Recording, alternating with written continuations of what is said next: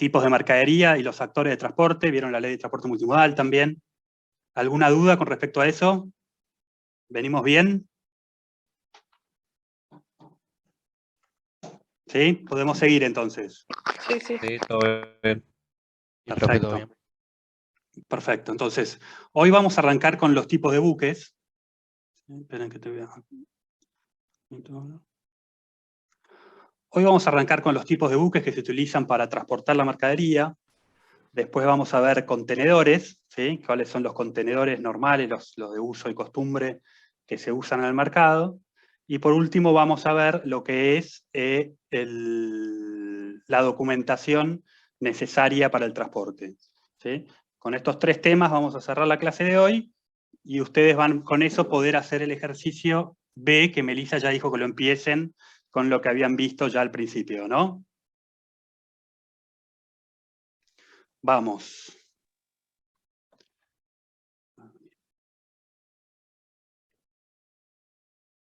Tipos de buque, entonces. El primer buque que vamos a ver es el buque de carga general, ¿sí? Que se usa para carga suelta no unitarizada o consolidada, y para carga unitarizada, con pallet y sin contenedor. Este término unitarizado lo vieron en lo que es la ley de transporte multimodal. Unitarizado quería decir que se separaba la carga en unidades de carga, ¿no? Entonces, este tipo de buque sirve para carga suelta no unitarizada o no consolidada, y para carga unitarizada con pallet y contenedor. Después tenemos los buques tanques, ¿sí? Que se utilizan para la carga a granel, líquida, que pueden llegar a ser crudo de petróleo, productos refinados o químicos o gases licuados. Este tipo de buques, exacto, se utiliza generalmente para transportar todo lo que es líquido. También se te puede llegar a transportar para transportar agua, por ejemplo, para transportar, bueno, en definitiva, todo lo que es líquido se transporta en este tipo de buques. Son llamados buques tanques porque en el interior de los buques presentan unos tanques, digamos, que se van llenando por compartimentos para poder separar los distintos tipos de líquidos que se pueden llevar. Es decir, este tipo de buques no solamente puede llevar un tipo de líquido, sino que pueden llevar varios tipos de líquido dependiendo de la cantidad de tanques que tenga en su interior. Después tenemos los buques graneleros, los buques bulk carrier, ¿sí?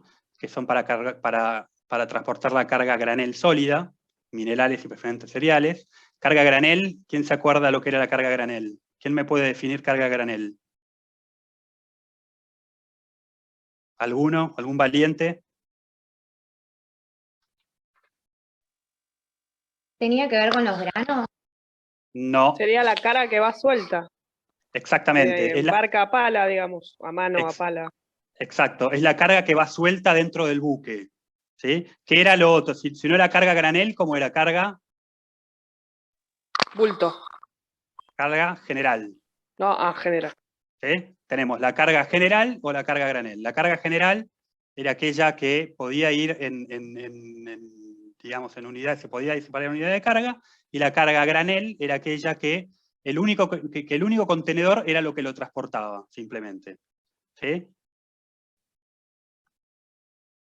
Después tenemos los buques portacontenedores, ¿sí? Que son para transportar unidades de medida equivalentes a un contenedor de 20 toneladas por pie, entre los grandes puertos del mundo. Estos buques, gracias a estos buques se logró estandarizar y se logró popularizar lo que es el transporte, gracias a los buques estos y a los contenedores, porque estandarizando, digamos, la medida de carga de estos tipos de contenedores, se logró una mayor cantidad de transporte. Existen contenedores de 20 pies, generalmente existen contenedores de 20 pies y contenedores de 40 pies. Dentro de los de 40 pies se pueden apilar, por supuesto, 2 contenedores de 20 pies. Tenemos los buques de transbordo o de rodado, ¿sí? Que es para la carga rodante, que pueden ser automóviles, camiones o tractores. Y por último tenemos los buques para transporte de barcaza, ¿sí? Que son los que se sueltan en la cercanía de los puertos y son conducidos al puerto de destino por los barcos remolcadores. Estos tipos, digamos, de buques, barcazas, son para aquellos lugares en donde un buque común no puede pasar por el fondo, por el calado del río. Después vamos a ver las distintas medidas que puede llegar a tener un río para el transporte de buques. Entonces, resumiendo un poquito, tenemos buque de carga general, ¿sí? Para carga suelta no unitarizada o consolidada, y para carga unitarizada. Tenemos los buques tanques, que son para carga granel líquida, como puede ser crudo de petróleo, productos refinados o químicos, gases licuados. Tenemos los buques graneleros, o los bulk carrier, que son para carga granel sólida, minerales y preferentemente cereales. Los buques portacontenedores, que son para transportar, como dice su nombre, los contenedores. Los buques de transbordo de rodados, que son para la carga rodante, como automóviles, camiones y tractores. Y por último, los buques para transporte de barcaza, que son los que se sueltan en la cercanía de puertos y son conducidos al puerto de destino por barcos remolcadores. ¿Sí? Hasta acá venimos bien, ¿no? Sí, Seguimos profe. avanzando. Sí. Sí, sí. Seguimos avanzando. Contenedores, que fue lo que nombramos antes. Básicamente, ¿qué es un contenedor? Es un recipiente metálico utilizado en el transporte marítimo, fluvial, aéreo, terrestre o multimodal para el transporte de gran variedad de cargas. La normalización o estandarización de las dimensiones, que es lo que les comentaba antes, facilita la manipulación y la operación de comercio internacional. Hoy en día todos los puertos del mundo están preparados con sus maquinarias para mover y transportar este tipo de buques, tanto los camiones que reciben este tipo de contenedores, perdón, tanto los camiones que reciben la carga, ¿sí? Como aquellos, digamos, aquellas maquinarias que se usan en el puerto para la carga y descarga de este tipo de contenedores. El primer contenedor que vamos a ver es el dry o el general, ¿sí? El uso habitual es cargas secas, pueden ser bolsas, cajas, packs, termocontraíbles, máquinas o muebles, etc.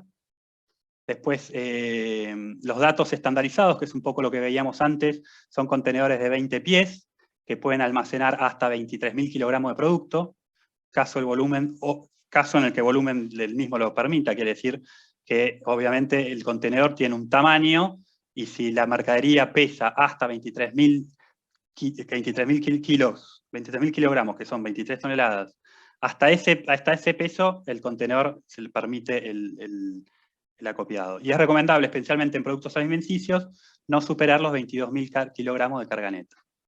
Las indicaciones de carga útil de cada container, así como su código y número de identificación, están inscritas en la puerta. Eso vamos a ver después, un poco más adelante, una filmina en donde se ve un contenedor bulk de estos, un contenedor general, de frente, para, digamos, ver cómo están definidos y cómo están identificados cada uno. ¿Qué es lo importante de mencionar este tipo de contenedores? Con Melissa vieron todo lo que es la carga cuando sale de origen hasta que llega a destino. Bueno, estos contenedores generalmente se sellan en origen, ¿sí? Con un precinto. Estos contenedores y todos los contenedores que vamos a ver, se sellan en origen con un precinto, y ese precinto es el que tiene que llegar a destino final.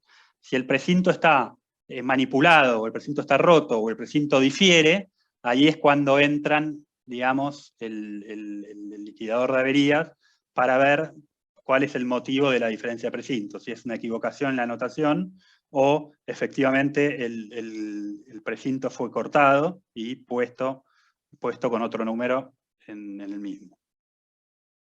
Entonces, después los contenedores general, tenemos los high cube, ¿sí? Que son similares a los que vimos anteriormente. Las cargas secas, bueno, difieren del contenedor de 40 pies tradicional debido a que es más alto. Entonces, este contenedor, a diferencia del anterior, es más alto, lo que le da más capacidad de volumen, pero no mayor cantidad de peso. Es decir, este contenedor puede transportar cosas más grandes, pero sigue teniendo la limitación de las 23.000 toneladas, 23 toneladas, perfecto, perdón, que vimos en la filmina anterior. Estos son los high cube. Después de los high cube tenemos los contenedores open top, ¿sí? Que dado que se abre por su techo este tipo de contenedores, es conveniente para cargas grandes que no pueden cargarse por las puertas, como ciertas maquinarias, mármoles, vidrios, maderas, etc. Estos contenedores tienen una especie, digamos, tienen su techo abierto para poder cargar por el mismo, digamos, con maquinarias especiales, en el contenedor. Por favor, si hay alguna duda, consulta o cuestión que queramos repasar, me avisan, ¿eh? Después tenemos los contenedores bulk, ¿sí? Que están diseñados para carga de producto a granel. Bulk y granel es lo mismo, bulk es granel en inglés. ¿Sí? Están diseñados para cargas de producto a granel. Disponen bocas de carga superiores, aptas para productos químicos, fertilizantes y algunas harinas, azúcar, sal, materiales plásticos en grumos. Bueno, este tipo de contenedores se usan para las, digamos, las mercaderías a granel que vimos anteriormente, como pueden llegar a ser carbón, harina, azúcar, bueno, sal, toda esa mercadería que se puede llegar a transportar a granel. Después tenemos los contenedores flat, ¿sí? Que son plataformas plegables, son para cargas difíciles de manipular, como bobinas de metal, cables, vehículos pesados, maderas y maquinarias especiales. Este tipo de contenedores los van a ver muy seguido en todo lo que es trenes, por ejemplo, para el transporte de lo que son bobinas de metal, ¿sí? Bobinas que se utilizan para después hacer chapas acanaladas para los techos de las casas y este tipo de cuestiones. Tenemos los open side, que son contenedores similares a los anteriores, ¿sí? Pero en este caso la abertura la tiene en uno de los laterales, ¿sí? Y es conveniente para las cargas de volumen que no pueden cargarse a través de las puertas convencionales, ¿sí? Ideal para cargar en estaciones ferroviarias, al igual que los anteriores. Contenedores reefer, que son para transportar productos perecederos, tales como verduras, frutas, carnes, etc. Estos contenedores están equipados con motores que mantienen, digamos, que mantienen al contenedor frío con la temperatura ideal y con un registro, llevan un registro de cuál es la temperatura que tuvo el contenedor a lo largo del viaje. Esto se hace para saber, digamos, si la mercadería llegó, o sea, durante todo el trayecto, mantuvo y no perdió la cadena de frío que necesitaba durante todo el transporte. Los reefer high cube, así como existían contenedores anteriores que vimos que también eran contenedores más altos, estos son iguales a los reefer normales, lo único que son para más capacidad de volumen, pero no de peso, así como habíamos visto al principio con los otros contenedores. Y por último, tenemos los contenedores isotank, ¿sí? Que están diseñados para el transporte de sustancias líquidas, desde peligrosas como químicos, tóxicos, corrosivos, bueno, altamente combustibles, así como aceites, leche, cerveza, vino o agua mineral. Como ven, tenemos un contenedor o varios contenedores para distintos tipos de carga. Entonces tenemos el drive, ¿sí?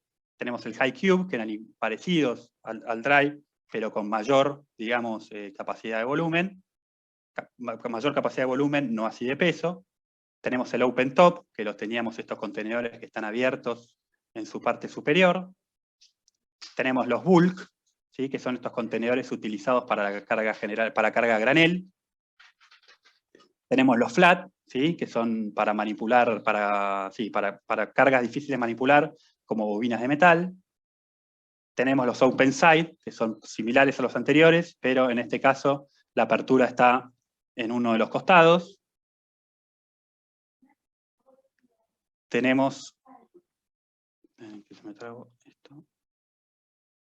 tenemos los reefer para transportar mercadería perecedera. Tenemos los reefer high cube, que es para transportar también mercadería perecedera con mayor volumen, pero no con mayor peso. Y los isotank, que su uso habitual está diseñado para el transporte de sustancias líquidas de peligrosas como el químicos y tóxicos.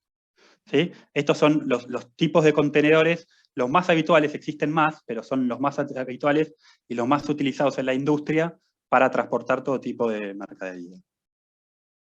¿Dudas, preguntas? ¿Están despiertos? ¿Están ahí todavía? Sí, Sí, todo claro. Sí, todo bien. Sí, profe. Bueno, cualquier duda, pregunta, acuérdense, me interrumpen en el medio, no tengo ningún problema. Seguimos, además. Bueno, esto es un contenedor visto de frente, ¿sí? Fíjense cómo están preparados, digamos, como para cerrar, para que estén cerrados y tienen los, digamos, esas palancas que se utilizan para colocar los precintos, y están perfectamente identificados con el número y la cantidad de volumen y peso que pueden llevar. Esto es un contenedor de los High Cube, visto que uno de los primeros que vimos. Esto es un contenedor dry, perdón, de los primeros que vimos. Es el primero que vimos. Vamos a tener tenemos dos definiciones importantes en lo que es contenedores. La estiva, que es la manipulación y la ubicación de la carga a bordo del contenedor, y la trinca y la fijación del material son las operaciones realizadas para sujetar firmemente la carga o el elemento que los contiene, de manera que soporte todos los movimientos bruscos del buque durante el transporte por mar con el fin de minimizar los efectos del desplazamiento. Esto de la trinca y la estiva es muy importante. ¿Por qué? Porque con Melissa ustedes vieron que la carga, por definición, la carga tiene que ser transportable. Es decir, si yo voy a transportar algo que está destinado a no llegar a destino, por los movimientos mismos del buque o la travesía, entonces no estamos hablando de una carga. Si yo trinco la carga en mal estado, o sea, trinco mal la carga y la carga no está apta para su transporte, nosotros, la compañía de seguros, cuando veamos más adelante cobertura, no nos va a aceptar el reclamo y nos va a decir que esto es una deficiencia de origen porque está mal trincada la mercadería. Así que es muy importante esto de cómo se fija la mercadería dentro del buque. Antes de arrancar, vamos a arrancar ahora con montación utilizada en el transporte. Vamos a ver primero un caso de siniestro que se llama la avería gruesa. ¿Alguno está familiarizado con lo que es una avería gruesa? No, yo no. Bueno, avería gruesa. Supónganse que ustedes estamos en una travesía marítima, ¿sí? Durante la travesía marítima el buque se incendia, por ejemplo, o empieza a incendiarse, y el capitán del buque, para que la carga no se siga incendiando y para que el buque no se siga incendiando, decide tirar agua con bombas de achique arriba del buque. Este agua no solamente apaga el incendio, ¿sí? Sino que a su vez destruye mercadería. O sea, moja mercadería que por ahí no podía ser mojada. ¿Sí?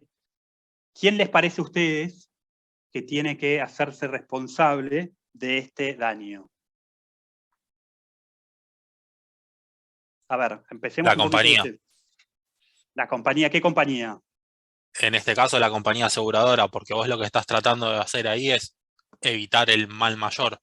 Sí, pero vas a sacrificar una parte de la carga, pero no el total.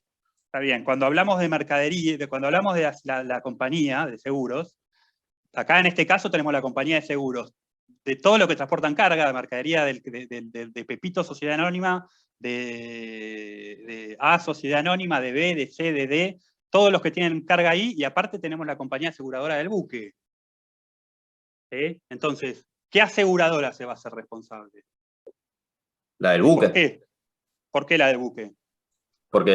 Porque me imagino que el siniestro está relacionado a la acción que toma el capitán para minimizar el daño, pero sigue siendo una acción que es generadora de él. Entonces la responsabilidad sería del capitán y por lo tanto es de la compañía del buque. Creo yo, no Ahora, sé. No, está bien, estamos por eso, estamos debatiendo, digamos. Ahora, el asunto es, el capitán, pongámosle que el capitán del buque no tiene póliza, pongámosle que generalmente esto no pasa, ¿no? Pero pongámosle que el capitán, porque en el fondo la póliza es algo que contrata el capitán para salvaguardar su patrimonio. Entonces, pongámosle que el capitán del buque no tiene póliza, ¿sí?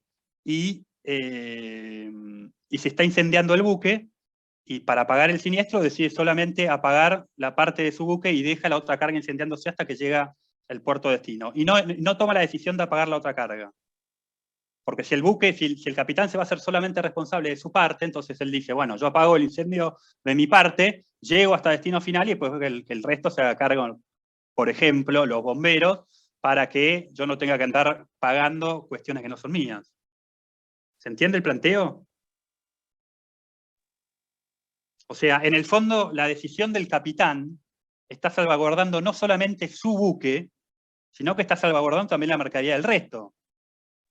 Entonces, ¿por qué él tiene que hacerse cargo? O sea, ¿por qué él o su compañía de seguros, por qué se tiene que hacer responsable de todo el daño, si en el fondo lo que está salvaguardando también son los intereses del resto de las compañías de seguros o del resto de los usuarios? Entonces hago de vuelta la pregunta, ¿quién les parece a ustedes que se tiene que hacer responsable del siniestro? Y todas las compañías de seguros. Todas las compañías de seguro, ¿incluida la del buque?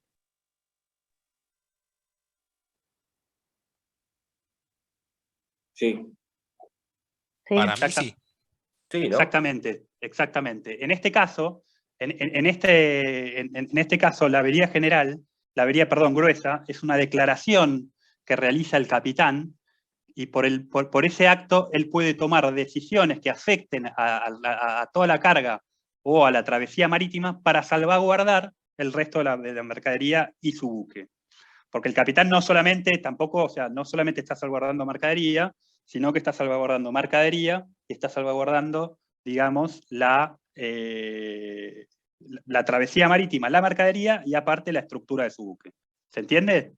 Ahora vamos a la siguiente cuestión. ¿Con cuánto tiene que participar cada uno? O sea, ¿con cuánto es lo que tiene que pagar cada uno? Por ejemplo, si el capitán del buque tira agua por la borda, logra salvar su embarcación no se daña, pero se daña mercadería por el agua, se daña mercadería por $30.000. Y estamos hablando de que el capitán está transportando mercadería de 4 compañías más él mismo, ¿no? Entonces estamos hablando que de la travesía marítima están participando 5 personas, 5 participantes, 5 personas jurídicas. ¿Con cuánto tiene que participar cada uno en la avería gruesa?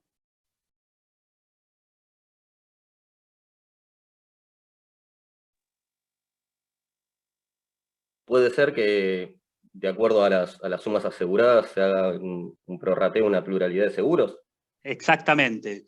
Cada uno va a participar de la avería gruesa en cuanto a lo que tiene a riesgo, ¿sí? Entonces, haciendo un ejemplo rápido, por ejemplo, vamos a sacar esto de acá.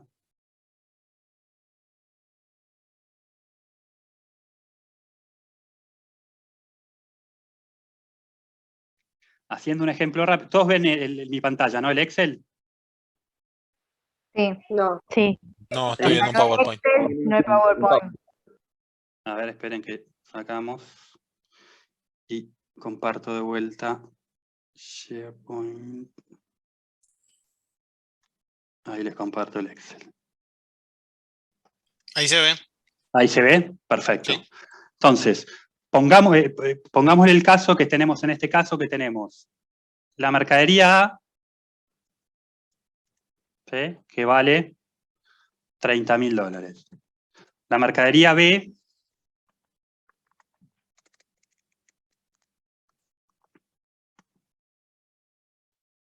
que vale, vamos a poner en otro caso, $40.000. La mercadería C, vamos a poner que solamente vale, por ejemplo, $100. Y el buque, porque el buque también tiene un costo, ¿sí?, le vamos a poner un costo de $15 millones. Ahí estamos bien, me falta un 0, me parece que me falta un 0. 1, 2, 3, 1, 2, 3.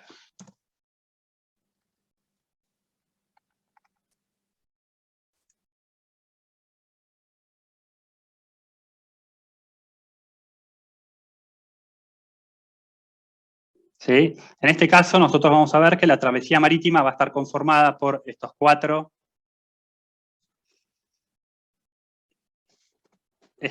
participantes, ¿sí? Si yo sumo los 4 participantes, me da un total de 15 millones, ¿sí? Esperen que le puse un 0 ahí, no queda prolijo.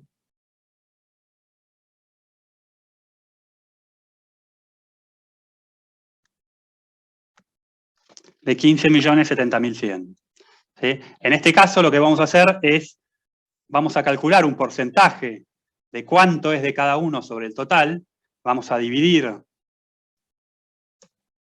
cada uno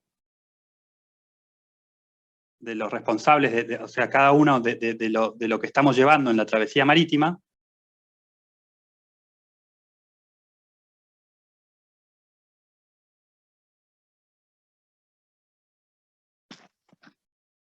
Y vamos a calcular un porcentaje de lo que cada uno se tendría que hacer responsable del daño.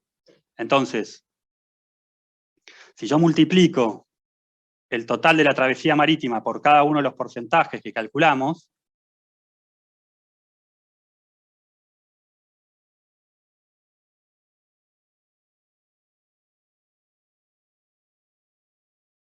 ¿no?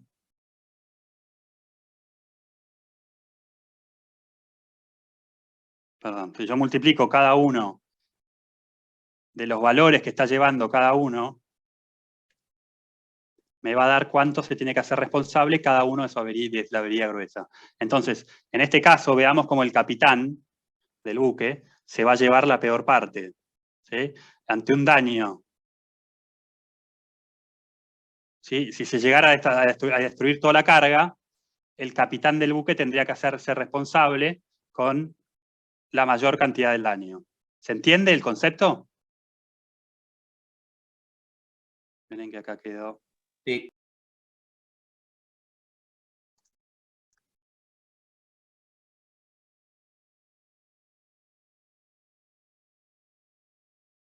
Entonces, pongámosle que tengamos un daño de $70.000, ¿sí? En total, por la decisión que tuvo el capitán de destruir la mercadería.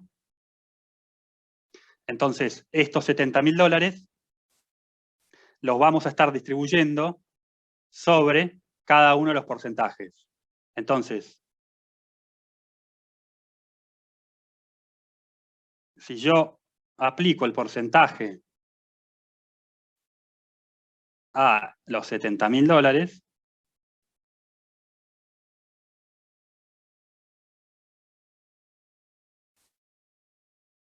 fíjense cómo el capitán del buque, por ser el que más, digamos, el que mayor arriesgo, el que mayor valor a riesgo tenía, es el que se va a tener que hacer cargo de la mayor cantidad del daño. ¿Sí? Esto, imagínenselo, esto podría ser al revés, ¿no? Podría ser que la mercadería A esté transportando $20 millones, y así las cosas van cambiando, ¿no? Fíjense cómo el de mercadería A va a tener que hacerse más responsable de lo que otro. ¿Esto por qué se hace? Esto se hace porque si yo divido el gasto entre los 5 directamente y no hago un proporcional, puede ser que el que la mercadería C, por ejemplo, que solamente estaba transportando $100, tenga que hacerse cargo de como $15.000, cuando en realidad él lo que está salvaguardando son solamente $100. ¿Se entiende el concepto? Sí, sí. Perfecto. Entonces, esto es lo que se llama avería gruesa. ¿Qué es una avería gruesa? Es una decisión voluntaria tomada por el capitán para salvaguardar, ¿sí?, la mercadería. La próxima clase, ahora vamos a ver documentación que se utiliza en el embarque, pero les quería adelantar este tema porque en las próximas clases vamos a ver este tema y vamos a verlo con ejercicios y con daños y con siniestro y con demás. ¿Qué es lo importante de esto? Fíjense que yo siempre estoy hablando del daño que ocasiona el agua. El daño que ocasionó el incendio, ¿sí?, no va por avería gruesa, porque el daño que ocasionó el incendio es un siniestro. Eso va, al no ser una decisión tomada del capitán, eso irá por un siniestro común y cada uno se hará responsable de lo que dañó su mercadería. ¿Sí? Si el siniestro dañó la mercadería A y B, el incendio dañó la mercadería A y B o las pólizas del A y B deberían pagar el daño que tuvo su mercadería. ¿Se entiende esta diferencia, no? De cuál es la decisión del capitán y cuál es siniestro. Sí. Sí, sí. Sí. Perfecto. Otra de las causas muy comunes de avería gruesa es cuando el capitán, para no hundir su embarcación o para que no se termine hundiendo su embarcación, tira mercadería por la borda para alivianar la carga, ¿sí?, y poder llegar a flote. O el capitán, para que no se hunda el buque, decide encallar la embarcación en un puerto cercano para que el buque no se termine de hundir, dañando su casco, pero a su vez salvaguardando que la mercadería llegue a destino. Entonces, esto es lo que es avería gruesa. Ahora, en el tiempito que nos queda, porque después ustedes van a trabajar sobre el caso B,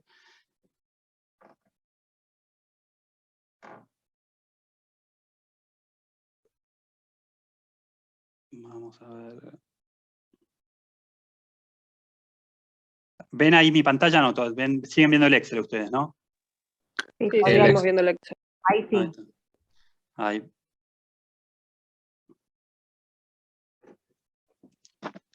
Ahí vamos.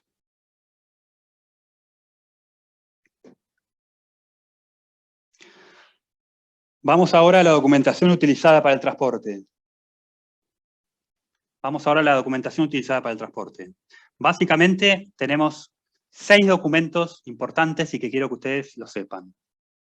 Conocimiento de embarque marítimo, lista de empaque o packing list, factura comercial, despacho de importación, el interchange y el remito. ¿Sí? Estos son las 6 documentaciones fundamentales que se dan en un transporte de cargas. Conocimiento de embarque marítimo. Es un documento de transporte marítimo puerto a puerto que cumple con las siguientes funciones y características. Acá vamos a hablar, nosotros estamos hablando de conocimiento de embarque marítimo, pero si esto llegara a ser un viaje, por ejemplo, en transporte terrestre, existe el conocimiento de embarque rodoviario, ¿sí? Entonces, en este caso estamos viendo el conocimiento de embarque marítimo, es un documento de transporte marítimo de puerto a puerto que cumple con las siguientes funciones y características. Es un recibo de las mercaderías embarcadas y certifica el estado en que éstas se encuentran. Es decir, este documento que lo emite digamos, el dueño del buque, tiene un lugar, tiene un espacio para anotar cómo está recibiendo el capitán del buque la mercadería. Porque si el capitán del buque recibe con daños, va a observar este conocimiento de embarque para que cuando la mercadería llegue a destino se sepa que el daño, por ejemplo, no fue durante el tránsito, sino que fue en origen. 2. Prueba la existencia del contrato del transporte, cuyas condiciones suelen figurar al dorso. El conocimiento de embarque tiene, en su dorso, tiene todas las condiciones, que después vamos a ver un conocimiento de embarque completo más adelante, tiene todas las condiciones contratadas, todo lo que supuestamente está pactado de antemano con la persona que contrata el servicio del buque. Y 3, acredita el título de propiedad de la carga, esto es muy importante, ¿sí? Porque el conocimiento de embarque va a estar emitido por el capitán del buque y a nombre del dueño de la carga o de la persona facultada para recibir la carga. Entonces, conocimiento de embarque, estas 3 cuestiones. Lista de empaque o packing list es un documento que especifica el contenido de cada bulto, ¿sí? Es un documento más bien descriptivo, ¿sí? De toda la carga que está transportando. Tiene la función de completar la información aportada en la factura comercial. Debe ser emitido por el exportador, debe estar firmada por este y el agente de aduanas, y tiene una gran importancia en el despacho de aduanero, ya que facilita el reconocimiento selectivo por parte de la autoridad aduanero. ¿Qué quiere decir esto?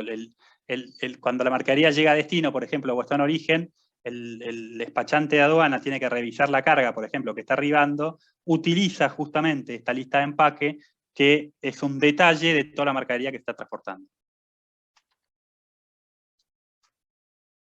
Después tenemos el packing list, ¿sí?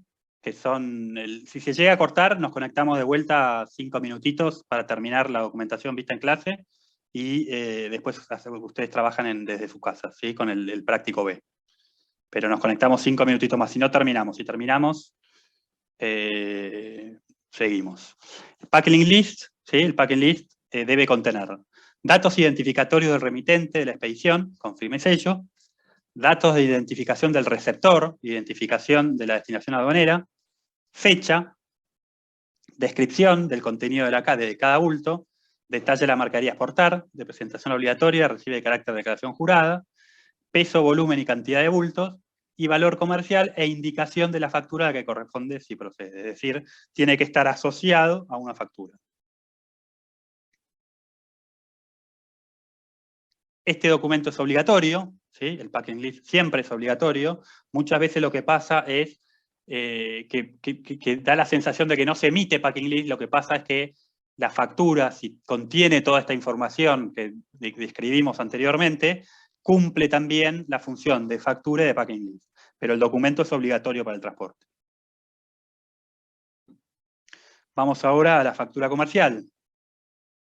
Es un documento administrativo de carácter contable que emite el vendedor en el momento de la expedición de la mercancía, firmada y con la inclusión de las cláusulas arbitrales de los contratos de compraventa internacionales. Puede servir de contrato de compraventa y de forma de cobro. La factura comercial no es más bien el documento, obviamente, que certifica la relación comercial que existe entre el comprador y el vendedor. Es emitida, obviamente, por el vendedor de la carga, ¿sí? Y entregada al comprador.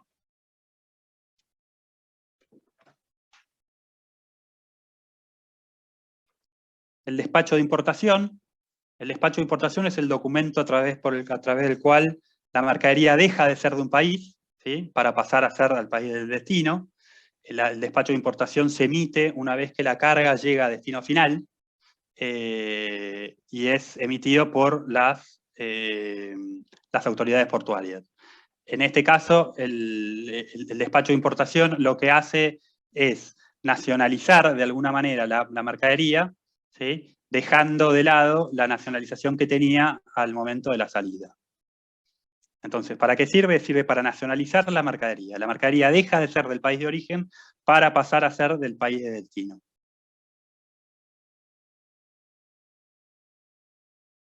Después tenemos el interchange,